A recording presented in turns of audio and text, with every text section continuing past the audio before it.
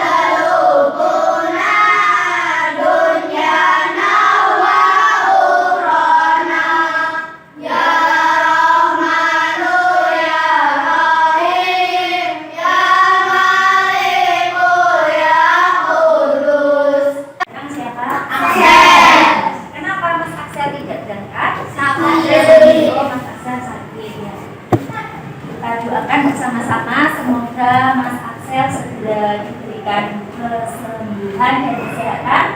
Besok sudah bisa berangkat lagi belajar bersama kita. Ya, kita doakan bersama-sama ya. Biar Mas Axel besok sudah bisa masuk sekolah. Nah, sekarang kita mulai untuk belajarnya. Untuk minggu kemarin kita sudah belajar tentang apa? Bapak kemarin masih ingat? Tentang apa? Iya, tukar menukar dada. Yang disebut dengan apa?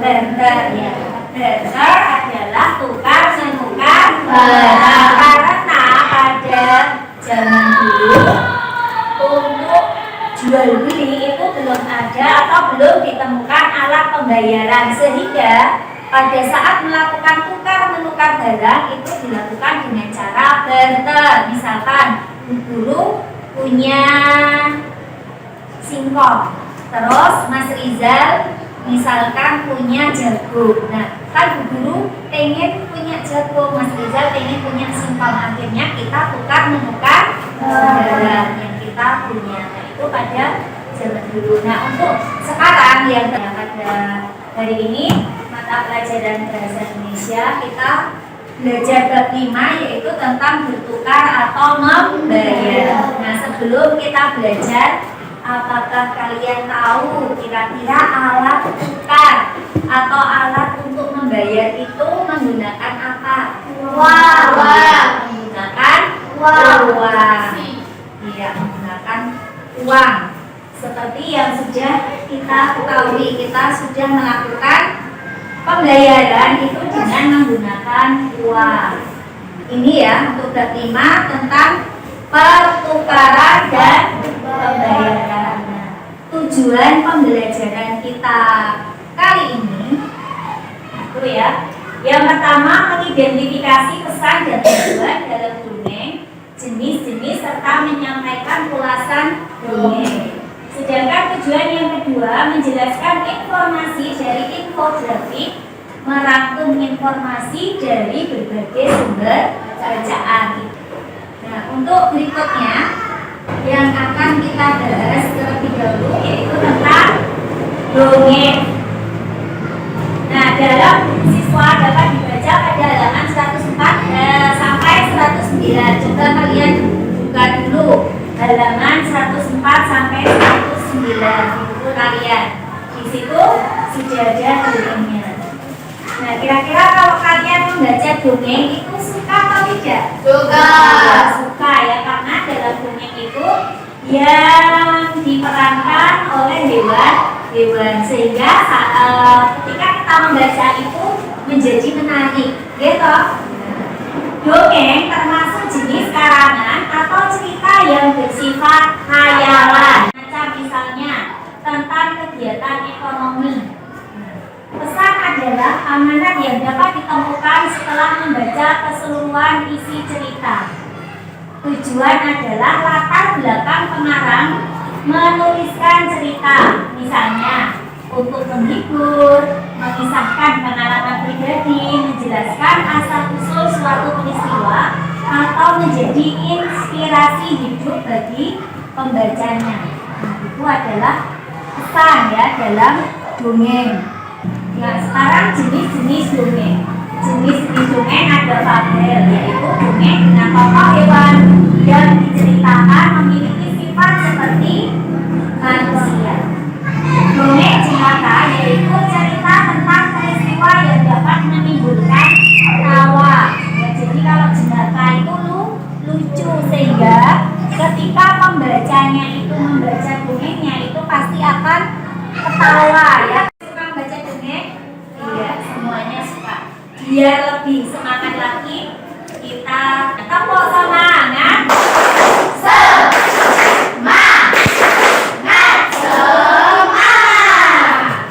Semuanya sudah kembali semangat? Kalau sudah, sekarang kita lanjutkan. Ulasan dongeng. Ulasan dongeng berarti penilaian atau pendapat terhadap dongeng yang dibaca dengan disertai alasan yang sesuai fakta. Ini ya. Sekarang ya berikutnya tentang informasi dari berbagai sumber. Informasi dari infografik. Salah satu sumber informasi dapat berupa infografik. Infografik merupakan informasi yang disajikan secara visual dengan memadukan tulisan dan gambar atau grafik serta warna yang menarik. Jadi infografik itu nanti penyajiannya itu secara visual. Kita bisa melihat informasi itu secara langsung.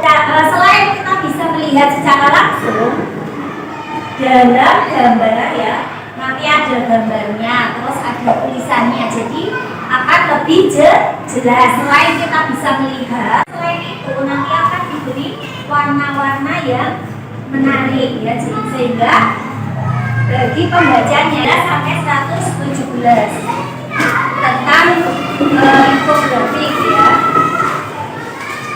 Untuk yang pertama yang berkaitan dengan uang ya, karena tadi di sini babnya itu tentang alat tukar atau membayar. Yang pertama tentang infografik ya, ini bisa kalian buka saja, dibuka bukunya semuanya. Yang pertama itu dilihat warna uang terlihat terang dan jelas.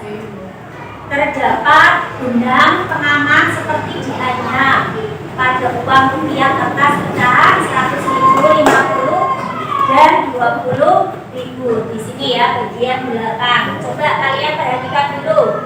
Di sini ada uang 100-an, 50.000, 20.000. Dilihat gambar ya perisai yang di dalamnya berisi logo Bank Indonesia yang akan berubah warna apabila dilihat dari sudut pandang yang berbeda. Nah, sekarang apakah kalian bawa uang semuanya? Coba bisa dikeluarkan. Kalian lihat, kira-kira warnanya terang atau tidak? Warnanya jelas? Kita lihat bersama-sama ya. Di sini warnanya terang, jadi jika dilihat itu akan lebih menarik. Nah, kan uang yang kita bawa ini berbeda-beda ya. Ada yang 5.000, 2.000, ada yang 10.000, ada yang 1.000. Nah, variasi. Apakah semua ada gambarnya? Berarti sesuai ya ini ya. Warna uang terlihat terang dan jelas. Coba kalian perhatikan, apakah warnanya terlihat terang dan jelas? Kalian lihat uang kalian masing-masing. Jelas? Nah, nanti kalau kalian perhatikan terus di situ akan terlihat di dalamnya itu ya ada gambar orang, gambar pahlawan ya, yang di masing-masing uang itu berbeda. Sekarang kita lanjutkan diraba. Coba sekarang kalian raba. Diraba hasil cetak yang terasa kasar apabila diraba. Ini ya, diraba kode berupa pasangan garis di sisi kanan dan kiri uang yang akan terasa kasar bila diraba. Sekarang kalian raba dulu. Apakah akan terasa kasar apabila diraba? Nah, terus kalau sudah ada pasangan garis di sisi kanan dan kiri, ya, kasar tidak uang yang kalian raba? Ya, kasar. Berarti sudah sesuai ya.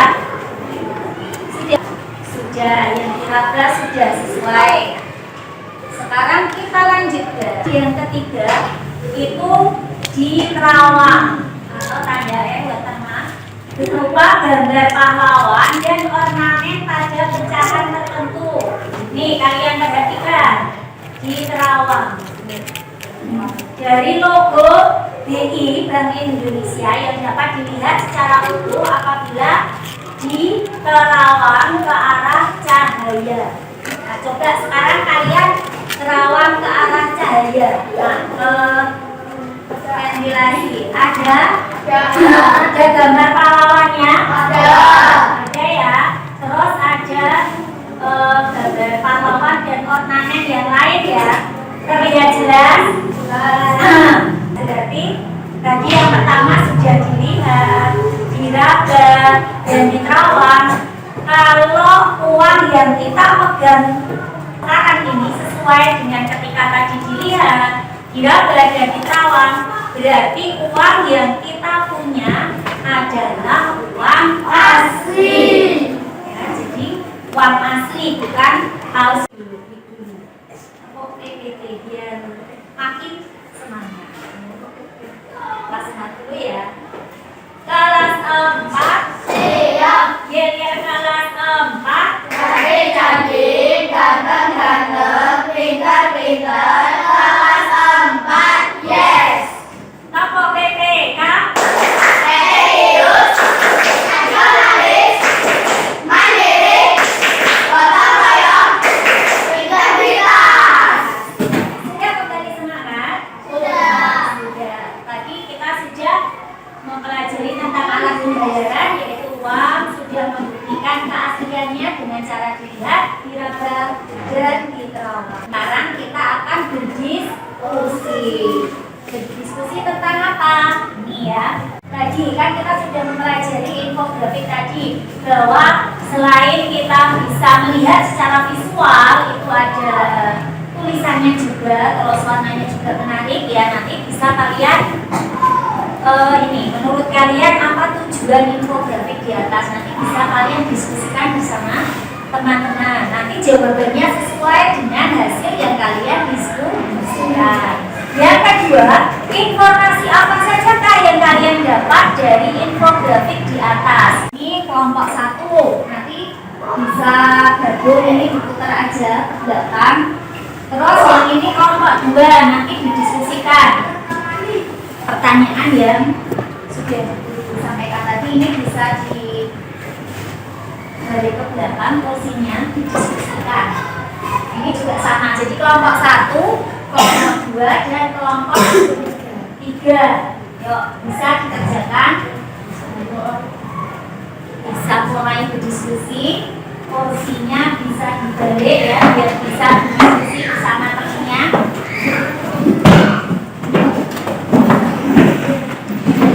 Nah, ini hasil diskusinya. Kalian tulis ya.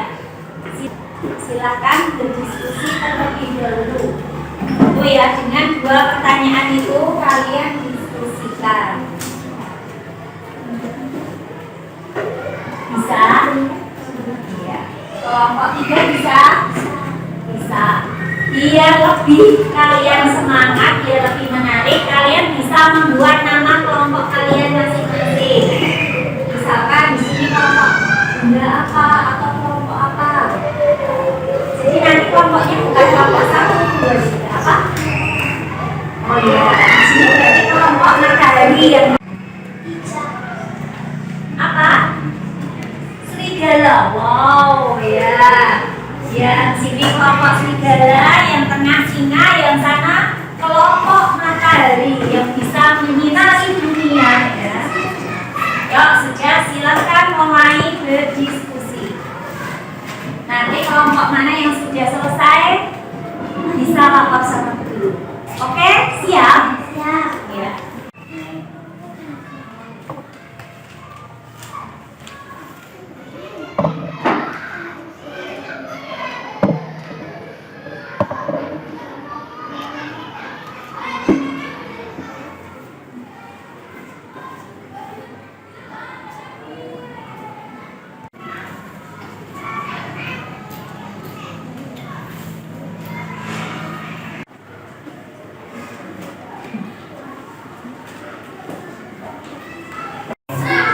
Sudah selesai? Sudah. Nah, kalau sudah, satu kelompoknya perwakilan untuk presentasikan ya.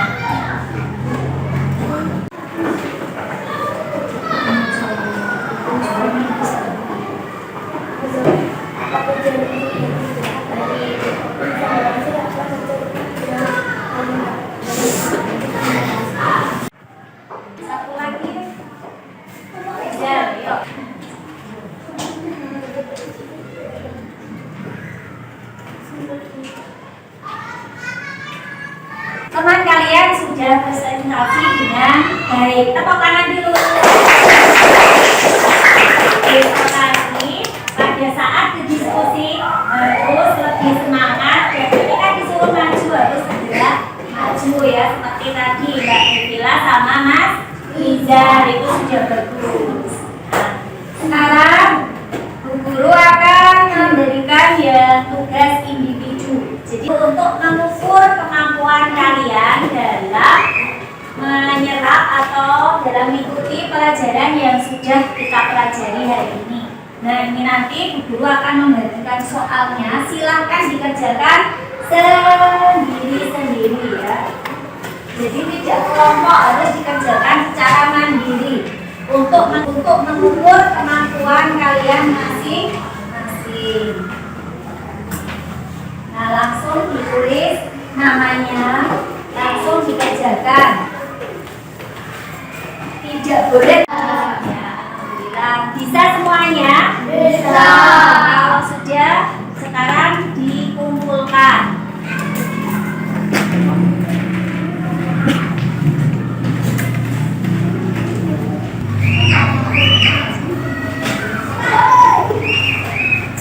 Kita sudah mengerjakan tugas kelompok, tugas individu, dan terima kasih kalian sudah mengerjakannya dengan semangat dan dengan baik. Tadi kita sudah belajar tentang apa? Tentang apa yang sudah kita pelajari tadi? Tentang alat pembayaran yang berupa apa? Uang. Dan kita juga sudah bisa membedakan uang asli dan uang palsu. Jadi untuk pembelajaran hari ini kita cukupkan sekian ya. Nanti kita lanjutkan untuk bagian berikutnya. Sebelum kita akhiri, marilah kita membaca hamdalah dulu. Alhamdulillah.